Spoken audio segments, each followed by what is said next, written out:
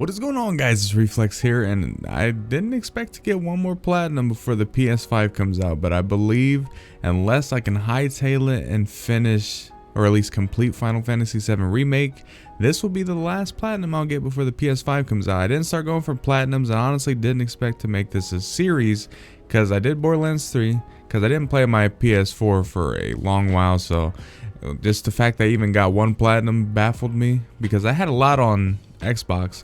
But then we get on the PlayStation 4, I do Borderlands, and I end up doing Ghost of Tsushima, then I end up doing Death Stranding, then there's another one in there I'm forgetting, oh yeah, Avengers, and then now the 5th game, Dragon Ball Z Kakarot. Now this game, I just didn't expect to complete this game, mainly because I didn't expect to ever come back to this game. But I needed something to play because I've been taking a break from all the games that I've normally played, which is like Call of Duty, NBA 2K, and normally I'll play like Kingdom Hearts on the side and stuff like that, but I'm kind of waiting for Melody of Memory, and it's releasing in such the weirdest time. So I figured I'd play this game, and I stopped playing this game because, and now I'm going to be brutally honest about this game this whole entire time, but I did take the time to beat it, so take with that what you will, and also complete it.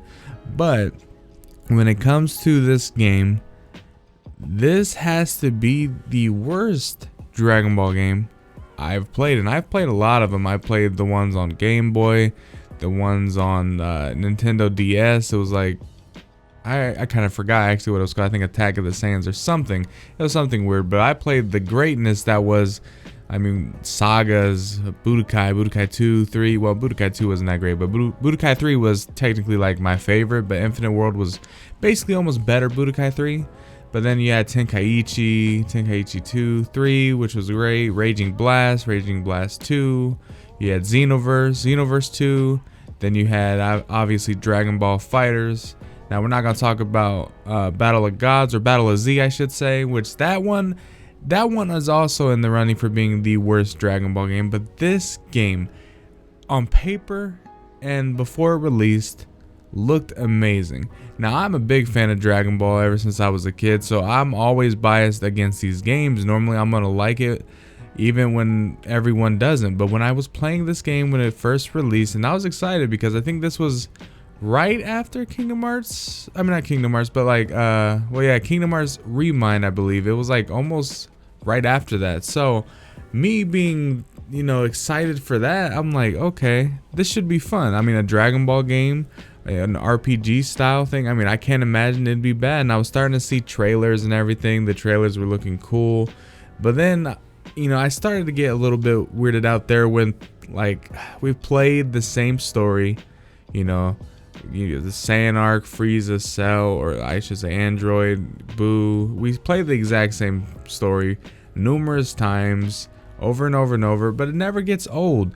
But I guess there is a cap on how long you can play the same story over and over and over, because I played this game, got to Raditz and all that, and I was having fun, but then I realized when I got to Nappa and even to Vegeta, I started to now feel like, well, this isn't your average RPG.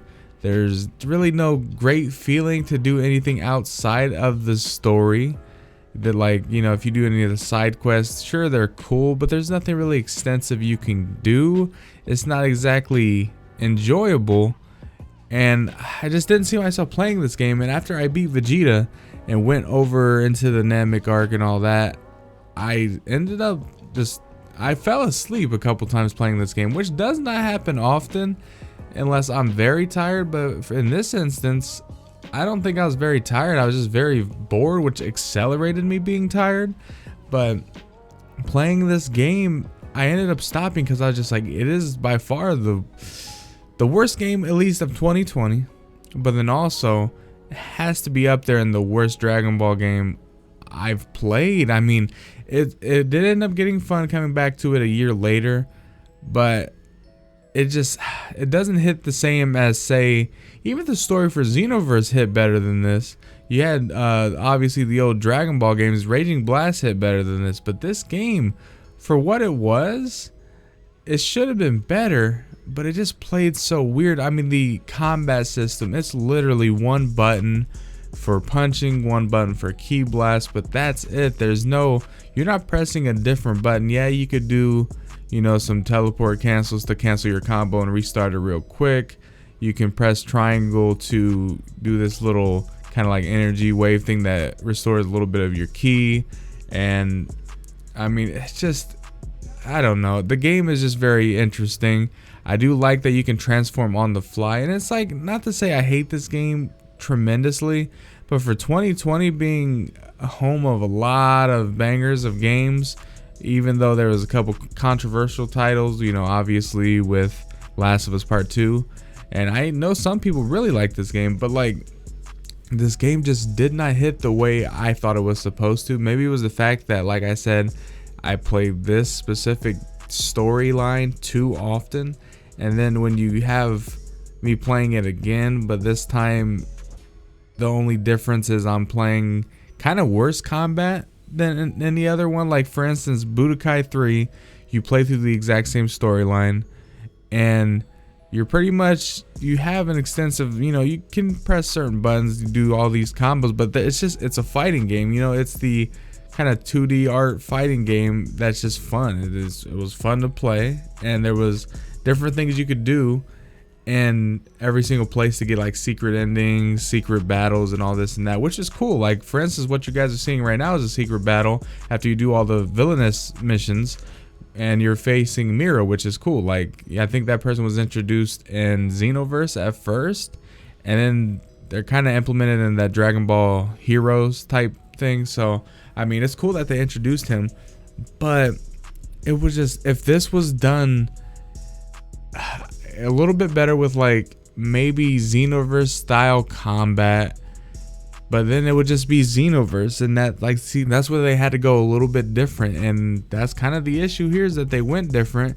On paper it looks good, but then it's just, you're not doing much. The beam struggles feel a little bit, I wouldn't say just lackluster, but it just doesn't hit the same as it did back in the day. But I think maybe because for a lot of people they didn't like this game, and I think it's maybe just because we're kind of done with playing the exact same story, and when you just don't have a propelling combat system, it's not going to keep you going. The RPG element of this isn't really even a true RPG. Like, you don't feel the need to grind for anything, because as you can see, Mira's level 100, I'm level 86.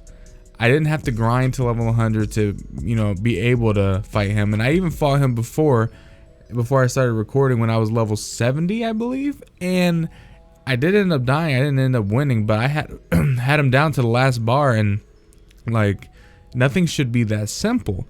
And it's just, for an RPG, when you get to a boss that's like over leveled, you feel the need, like, okay, let me go ahead and do some submissions and grind. But on this, it was just like, there's no point. I just had to do 10 submissions or side quests just to get the achievement, and then had to go find Dragon Balls and 10 times. But it's just, you weren't getting anything out of it. It wasn't an RPG to where I was feeling, you know, I was feeling like I was earning something. In reality, it just felt like I was kind of doing it just because it told me to, but I wasn't getting anything out of it. There isn't really anything extensive that you're getting out of this other than achievements and then fighting Miro. That was the only thing.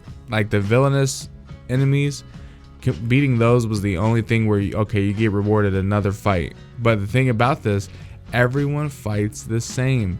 And the thing about Mira, he fights like he's a regular mob fight, where he doesn't even have the cliche boss move, the desperation moves that everyone else has. Like, that's the bad thing. Vegeta, well, even Raditz did. Raditz, Nappa, Vegeta, Frieza, Cell, Boo, even Deborah, I think, and there was a couple other ones, but they all have the same moves.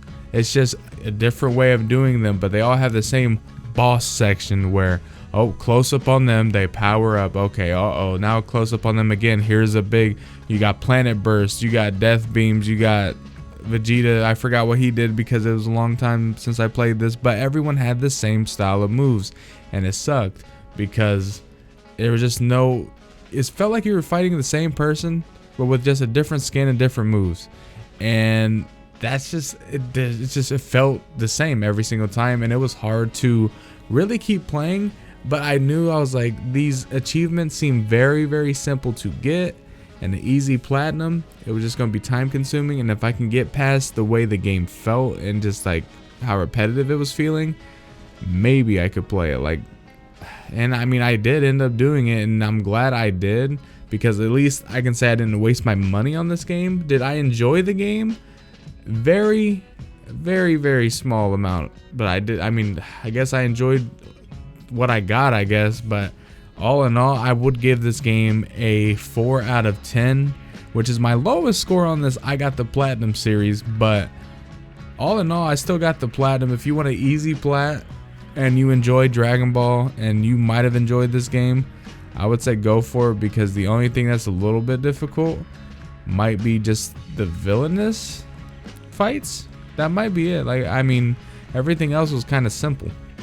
Everything else wasn't too hard to do for the completionist aspect of it. I mean, when all you have to do is look at your encyclopedia, that way you get a whole bunch of D medals, or talk to Master Roshi, and after you beat the game, he pretty much is going to give you like another 100. So you're going to get like 200 D medals that you can level up all your stuff at the training grounds, level up, you know, build a hover car so you can get that achievement, level up the training facility so you get that achievement.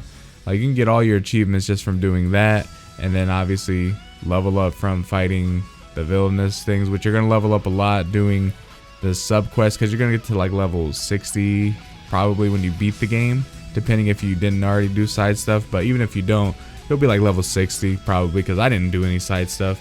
Then when you get there, you start doing the sub missions, and then you'll go up to like level, I want to say you'll get up to like level 86 easy probably, but 75 kind of if you're just chilling doing the villainous stuff. So you can fight Mirror whenever you want. 86 is an easy way to do it. Just stock up on a lot of healing items, and to be honest, it's really a cakewalk. I didn't even use all the healing items that I kind of expected to use, because I expected him to be harder, like for a level 100 boss fight. And I know the cap is like 250, but I'm not getting up there. But for a level 100 enemy and I'm level 86 in the other game, I'm getting washed no matter what, and it would just take a lot of perfect just combat, really, just doing it right. But for this game in particular, it's just not the case. You kind of just tank every hit. They're just gonna do a little bit more damage, but all you have to do is just heal, hit them, they get stunned, make sure you dodge their attacks, and rinse and repeat.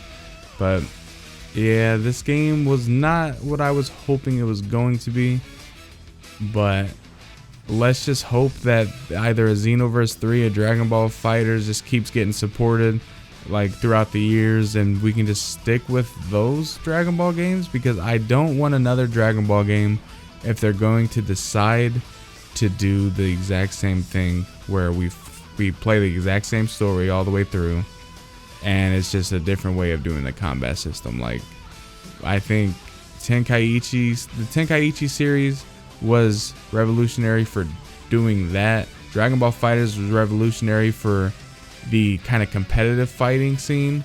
Budokai was probably the best for the story, I want to say, just because, well, no, not the story, but like it was fun.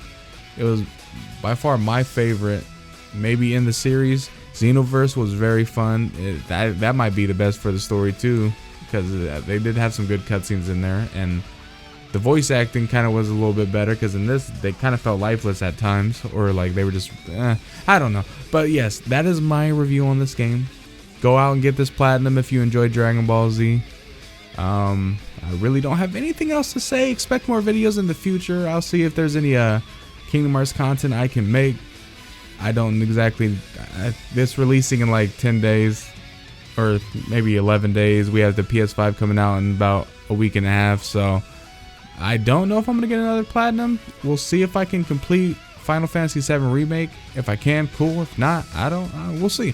But if you guys did enjoy this video, leave a like, subscribe, and you guys know the drill. I will see you guys later.